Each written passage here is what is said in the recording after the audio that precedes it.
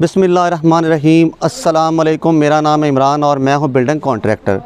तो आज मैं आप दोस्तों के साथ बुनियादें बनाने का मुकम्मल तरीका शेयर करूंगा।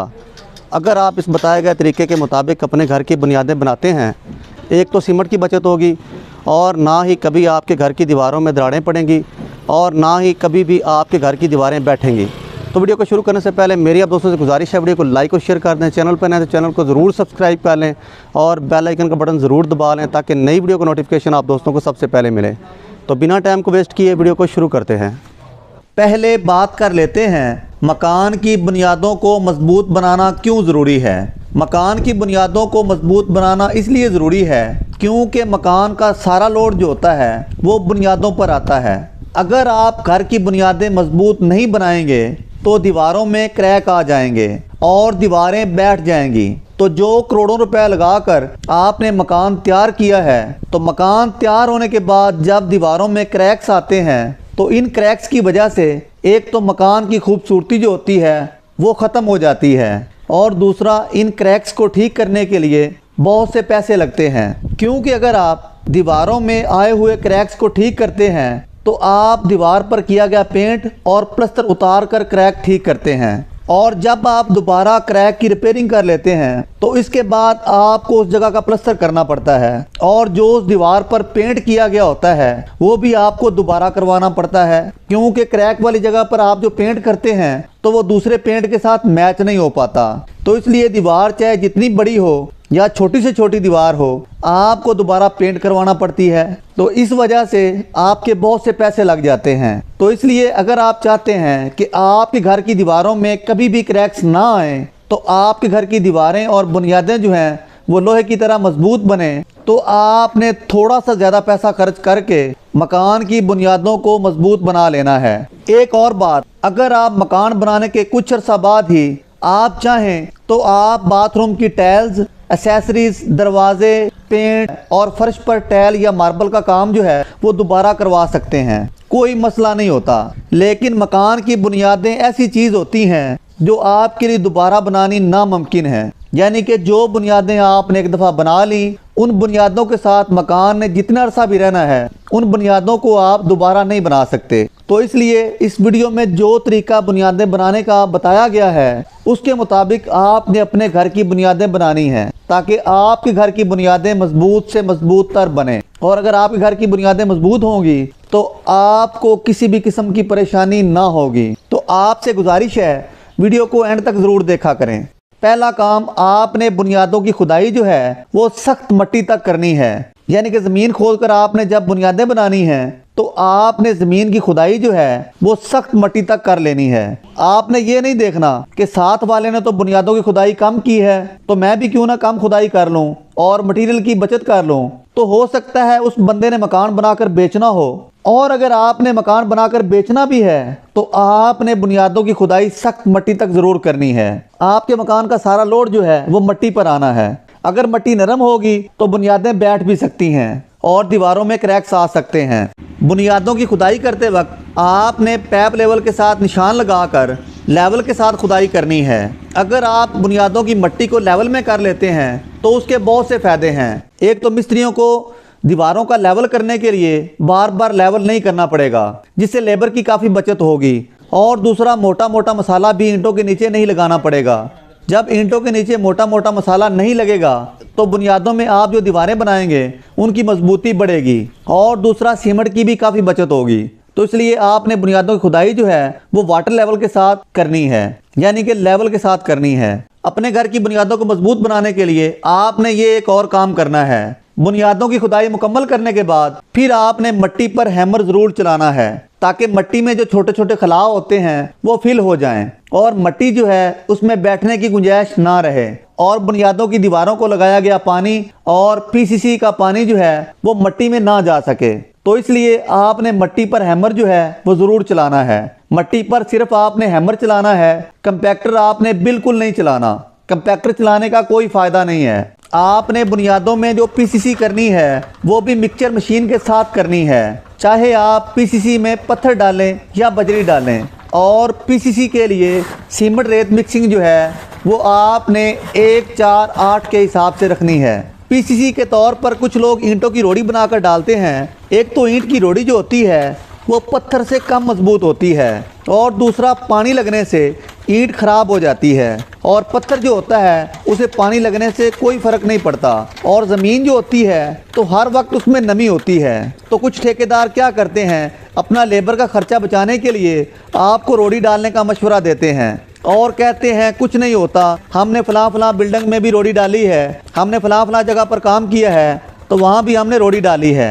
तो कुछ भाई जो होते हैं वो पैसे बचाने के चक्कर में इनकी बातों में आ जाते हैं और पत्थर डालने के बजाय सिर्फ रोड़ी डालते हैं। तो रोड़ी डालने से ठेकेदार अपनी लेबर बचा लेता है और मालिक मकान का नुकसान हो जाता है। भाई अगर कुछ लोग गलत रास्ते पर निकल पड़े हैं तो आप तो ना निकलें, तो इसलिए आपने बुनियादों में पत्थर बजेरिया मिक्सचर मशीन ही डालना है ताकि आपके घर की बुनियादों की पीसीसी नमी की वजह से ख़राब ना हो। हाँ, एक और बात, आपने पीसीसी का मटेरियल जो है वो थोड़ा सा नरम रखना है, यानी कि पत्थर, सीमेंट और रेत थोड़ा सा नरम रखना है, या बजरी, सीमेंट और रेत को थोड़ा सा नरम रखना है, यानी कि पानी लगा के रखना है ताकि पीसीसी जो है वो मजबूत हो। कुछ लोग क्या करते हैं, वो खुश्क मटेरियल डालते हैं। अगर उनको कहें कि यार मटेरियल को थोड़ा सा नरम कर लें तो वो कहते हैं कि भाई पीसीसी के ऊपर कंपैक्टर सही नहीं चलता। तो भाई वो गलत बात करते हैं। आपने हमेशा पीसीसी के मटेरियल को नरम रखना है ताकि वो मजबूत से मजबूत हो। खुश्क मटेरियल की मजबूती क्या होती है, वो तो आपस में पकड़ ही नहीं करता। अगर आप चाहते हैं कि आप बुनियादों में जो पीसीसी करते हैं वो मजबूत से मजबूत हो और उसकी आपस में अच्छी तरह से पकड़ हो, तो आपने पीसीसी का मटेरियल जो है वो नरम रखना है। बुनियादों में पीसीसी करने के बाद आपने उस पर कंपैक्टर चलाना है। कंपैक्टर जो है वो आपने 2 दफ़ा ज़रूर चलाना है ताकि पीसीसी जो है वो अच्छी तरह से कंपैक्ट हो जाए और कभी भी पीसीसी जो है वो ना बैठ सके। अच्छी तरह से कंपैक्टर चलाने के बाद उसके बाद आपने पीसीसी पर चुनाई का काम शुरू करना होता है। बुनियादों की दीवारें बनाने के लिए आपने ईंटें जो हैं वो अव्वल दर्जे की इस्तेमाल करनी हैं। खिंगर, दोयम और मशीनी ईंट से आपने बिल्कुल परहेज़ करना है क्योंकि खिंगर ईंट और मशीनी ईंट जो होती है वो सीमेंट को नहीं पकड़ती, उसकी सीमेंट के साथ अच्छी तरह से पकड़ नहीं होती और दोयम ईंट जो होती है वो वैसे ही कमज़ोर होती है, वो कच्ची ईंट होती है, पानी की वजह से और नमी की वजह से वो ख़राब हो जाती है। तो इसलिए आपने कोशिश करनी है कि आपने बुनियादों की दीवारें जो बनानी हैं उनमें अव्वल ईंट ही इस्तेमाल करनी है। अगर आपके पास पैसे कम हैं तो आपने कुछ दिन वेट कर लेना है, लेकिन बुनियादों की दीवारें जो हैं वो अव्वल दर्जे की ईंट से ही बनानी हैं। बुनियादों में दीवारें बनाना शुरू करने से पहले आपने ईंटों को अच्छी तरह से पानी लगाना है, यानी कि ईंटों को अच्छी तरह से तर कर लेना है। अगर आप बुनियादों में तर ईंटें लगाते हैं, यानी कि ईंटों को अच्छी तरह से पानी लगाकर बुनियादों की दीवारें बनाते हैं, तो आपके घर की बुनियादों की दीवारें जो हैं वो बहुत ही मजबूत बनेंगी। अगर आप खुश्क ईंटों से बुनियादों की दीवारें बनाते हैं और चाहे आप सीमेंट मिक्सिंग जो है वो 1:3 के हिसाब से भी रखते हैं तो फिर भी उसका कोई फ़ायदा नहीं है। तो इसलिए आपने चुनाई शुरू करने से पहले ईंटों को अच्छी तरह से पानी ज़रूर लगा लेना है, ईंटों को अच्छी तरह से ज़रूर तर कर लेना है। आपने मकान की बाहर वाली दीवारें जब बनानी हैं तो इनकी ईंटें जो हैं वो अंदर की तरफ लगानी हैं। जब हम बुनियादें बनाना शुरू करते हैं तो नीचे ज़्यादा ईंटें चौड़ी लगाते हैं, इसलिए वो ईंटें जो हैं आपने जिस साइड पर मकान बनने हैं उन साइडों की ईंटें जो हैं वो अंदर की तरफ बढ़ानी हैं। बाहर से दीवारों को बिल्कुल बराबर रखना है। मैं सिर्फ बाहर वाली दीवारों की बात कर रहा हूँ। जिन साइडों पर मकान बनने हैं उनकी ईंटें जो हैं वो आपने अंदर की तरफ निकालनी हैं। बाहर से आपने दीवार को बिल्कुल बराबर रखना है ताकि साथ वाला जब मकान बनाए तो उसे किसी भी किस्म की परेशानी का सामना ना करना पड़े। तो मकान की अंदर वाली दीवारों को जब आपने शुरू करना है तो आपने बुनियाद इस हिसाब से शुरू करनी है। अच्छी तरह से पैमाइशों को चेक कर लेना है ताकि जब दीवार 9 इंच पर आए तो वो बिल्कुल बड़ी दीवार के सेंटर में हो। चाहे आप बुनियादों की दीवार बनाना 18 इंच से शुरू करें या 27 इंच से शुरू करें, लेकिन 9 इंच की दीवार जो है वो उसके सेंटर में होनी चाहिए। अगर 9 इंच की दीवार उसके सेंटर में होती है तो वो मजबूत होगी, वरना उसकी कोई मजबूती नहीं होगी। बुनियादें बनाते वक्त आपने गुनिया ज़रूर चेक कर लेना है ताकि आपके घर के कमरे जो हैं वो सीधे और चौरस नज़र आएँ और आपका घर बाहर से चौरस नज़र आए, सीधा नज़र आए। और जब आप घर के फर्श में मार्बल या टाइल का काम करवाएं तो मार्बल या टाइल की ज़्यादा कटिंग ना करना पड़े और आपका मार्बल या टाइल ज़ाया ना हो। तो इसलिए आपने मकान की बुनियादें बनाते वक्त गुनिया का ज़रूर ख्याल रखना है और गुनिया को ज़रूर चेक करना है। अगर आप बुनियाद चेक कर लेंगे तो जब आप मार्बल या टाइल का काम करेंगे तो आपका एक्स्ट्रा मार्बल या टाइल नहीं लगेगा और ना ही आपका मार्बल या टाइल ज़ाया होगा, जिससे आपके पैसों की काफ़ी बचत होगी और आपके मकान के कमरे जो हैं वो अंदर से भी सीधे नज़र आएंगे और बाहर से भी सीधे नज़र आएंगे। तो इसलिए आपने गुनिया का ज़रूर ख्याल रखना है। अगर आपने किसी पुराने बने हुए घर के साथ घर की बुनियादें बनाना शुरू करनी है तो आपने बुनियादों में पीसीसी करने के बाद जब आपने बुनियादों की चुनाई शुरू करनी है, यानी बुनियादों की दीवारें बनाना शुरू करनी है, तो आपने उस पुराने घर की दीवार के साथ पॉलीथीन शीट ज़रूर लगानी है। और कुछ दोस्त क्या कहते हैं कि पॉलीथीन शीट जो है वो डीपीसी से ऊपर लगानी चाहिए, लेकिन वो तरीका गलत होता है क्योंकि बुनियादों की दीवारों में सुराख होते हैं।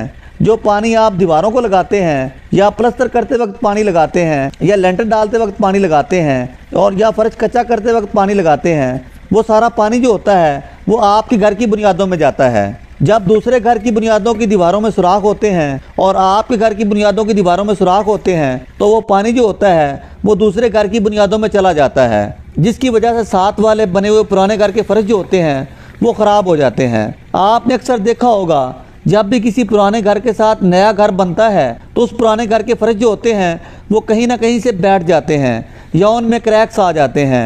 तो यही वजह होती है कि वो पॉलीथीन शीट जो होती है वो बुनियादें शुरू करते वक्त नहीं लगाते, वो बुनियादों की दीवारें शुरू करते वक्त नहीं लगाते।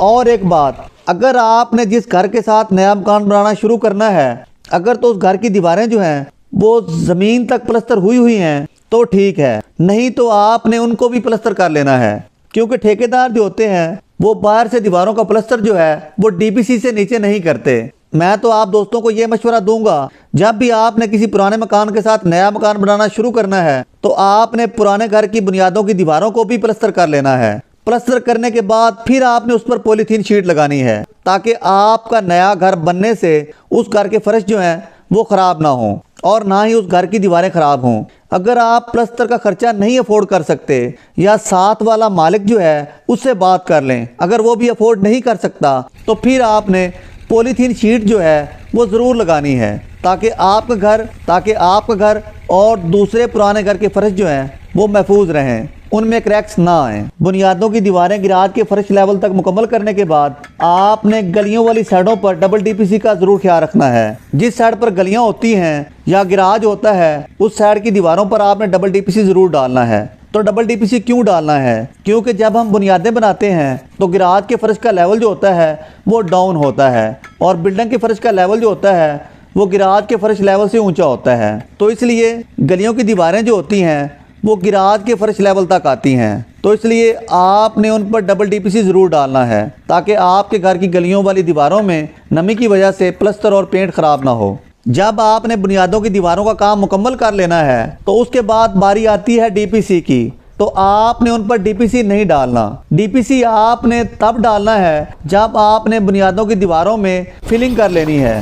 फिलिंग चाहे आपने घस्सू से करनी है या मट्टी से करनी है, उसके बाद ही उन दीवारों पर आपने डीपीसी डालना है। तो बुनियादों की फिलिंग करने के बाद उन पर डीपीसी डालने का फ़ायदा ये होता है, एक तो डीपीसी जो होता है वो सही डाल जाता है और दूसरा जो बुनियादों में फिलिंग करते हैं वो डीपीसी को डैमेज नहीं कर सकते, क्योंकि बुनियादों में घस्सू की फिलिंग करते वक्त लेबर जो होती है वो डीपीसी को कहीं ना कहीं से तोड़ देती है।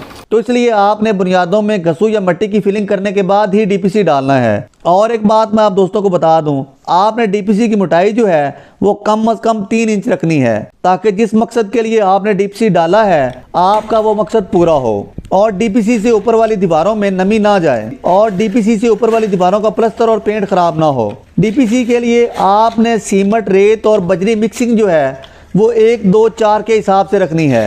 एक हिस्सा आपने सीमेंट का डालना है और 2 हिस्से आपने उसमें रेत के डालने हैं और 4 हिस्से आपने उसमें बजरी के शामिल करने हैं। तो इस तरीके से आपने डीपीसी डालना है और डीपीसी में आपने जो बजरी इस्तेमाल करनी है वो 2 और 3 सूतर की इस्तेमाल करनी है। बजरी जितनी बारीक होगी डीपीसी की मजबूती और वाटरप्रूफिंग उतनी ही ज़्यादा होगी। चुगाठों वाली जगह पर आपने डीपीसी बिल्कुल नहीं डालना है। तो अगर आप इस बताए गए तरीके के मुताबिक अपने घर की बुनियादें बनाते हैं तो कभी भी आपके घर की बुनियादें ना तो बैठेंगी और ना ही दीवारों में क्रैक्स आएंगे। तो कोशिश करें कि आप अपने घर की बुनियादें इस तरीके से बनाएं ताकि जब तक आपका मकान रहे, ताकि ना ही आपके घर की दीवारों में क्रैक्स आएँ और ना ही आपको किसी किस्म की परेशानी का सामना करना पड़े। तो आज की वीडियो आप दोस्तों को कैसी लगी है कमेंट बॉक्स में ज़रूर बताइएगा। तो मिलते हैं अगली नई वीडियो में, तब तक अपने भाई को इजाज़त दें। अल्लाह हाफिज़।